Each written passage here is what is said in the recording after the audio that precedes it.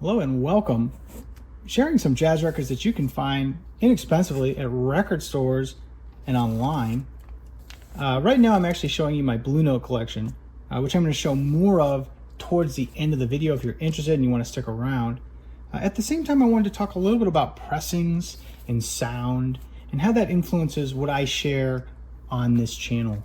But first, let's look at some jazz records that are a little cheaper than these. Okay, let's look at them. Oh yeah, and by the way, I do these videos from time to time. So if you like this sort of thing, I encourage you to subscribe and help me nerf the YouTube algorithm.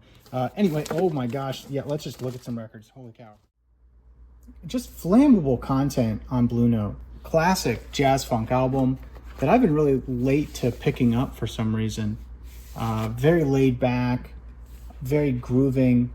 Just a very great album from Bobbi Humphrey. Similar, of course, to this, Donald Byrd, Blackbird. All these albums were produced by the Mizzle brothers, and they're sort of non-negotiable in my opinion. You have to pick these up. They just define that jazz funk sound.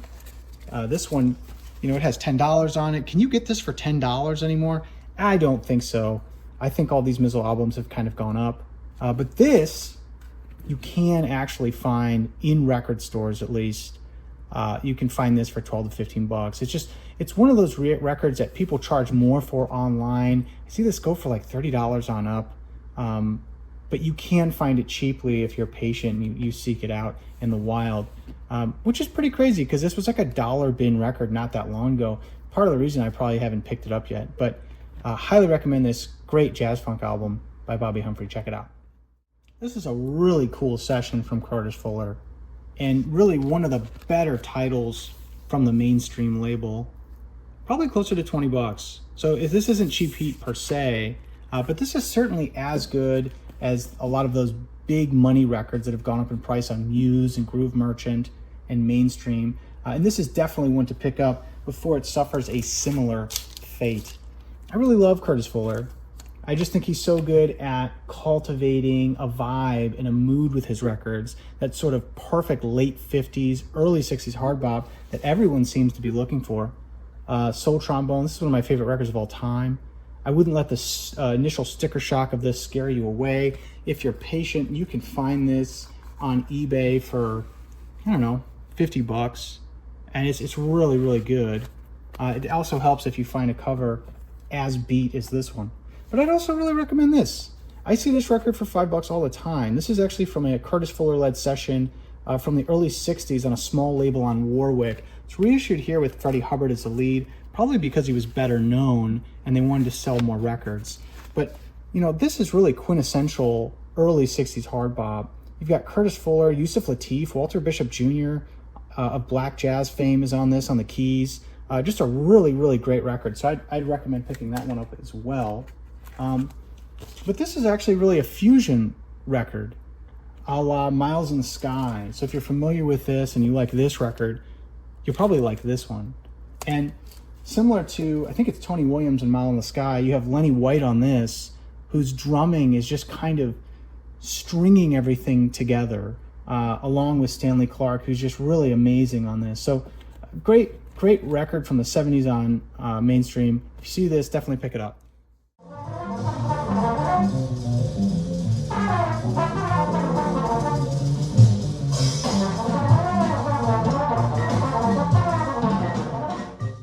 This is a pretty cool Afrobeat record from Ginger Baker, recorded only days after his live date with Fela Kuti, which is another great LP.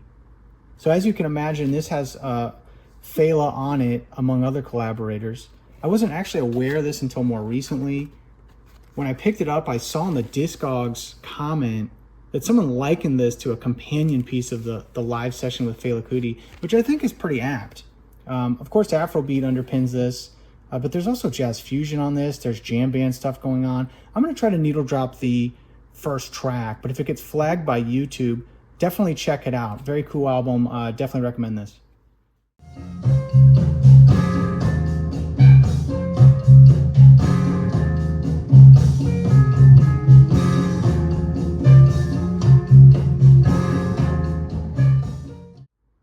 So this is is a reissue of an early Bob Dorough record called The Devil May Care that I think was originally released on Bethlehem. And this is a really great sounding, high quality substitute for that, the cover notwithstanding, because yeah, this cover is something else. But Dorough was really a one-of-a-kind bop singer and pianist. I might even call him somewhat of a humorist who uses a sort of conversational singing, sort of like Moe's Allison. Although I think Moe's jazz had a little more boogie-woogie in it. A lot of Moe's stuff has been reissued on OGC, or it's just sort of cheap in general, so I would encourage you to check him out as well. I love Moe's Allison. But yeah, I just sort of struggle to suggest jazz vocals sometimes. I mean, no, it's not in vogue, especially something that's sort of scat singing adjacent, but I would really implore you to pick this up if you see it. I think it's like $5 and it's really, really great. Check this out. Baltimore Oriole, she took a look at the Mercury one day. Wealth was 40 below. This is Kenny Barron's Innocence, an album that should perhaps be more popular than it is, but one that I do see shared from time to time. You know, I don't really think it's any coincidence that Kenny Barron appears as a sideman on some of these bigger ticket albums from the 70s on labels like Muse. He had such a prolific ability to elevate sessions with his playing. This is another one he's on, Kwanzaa the First. This is one of my favorite albums on Muse, and one I'd encourage everyone to put on their want list. I got this at the Bop Stop between $30 and $40, so it's not cheap. But if you're going to pay up for a record, I would definitely pay up for this one. But this Kenny Barron album is, it's electric keys, so the music is warm, it's mellow. This is definitely more on the contemporary side. It has a foot in the door of what would sort of come in the 80s. But I think this is an album that should be embraced. It's really beautiful. I got this for $10 several years ago. I think you can still get it for about $15. So if you see this, check it out. This is an interesting LP I picked up recently by Milton Cardona. This is sort of traditional Cuban music. Really a beautiful record. Very similar to this, Primal Roots by Sergio Mendes. This is really a Brazilian folk record that you can get cheaply and is really great. But yeah, this is similar. It sort of has that call and response, rhythmic, very interesting LP. If you see this, maybe check it out.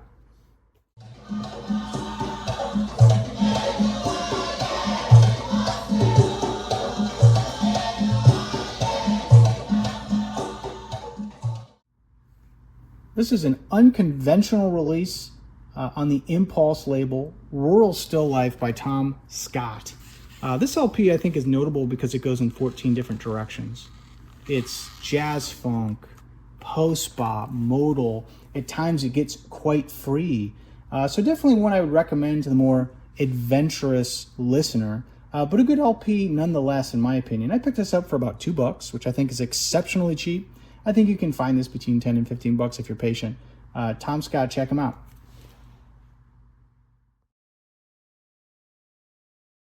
So as promised, I wanted to show you some of my Blue Note collection today.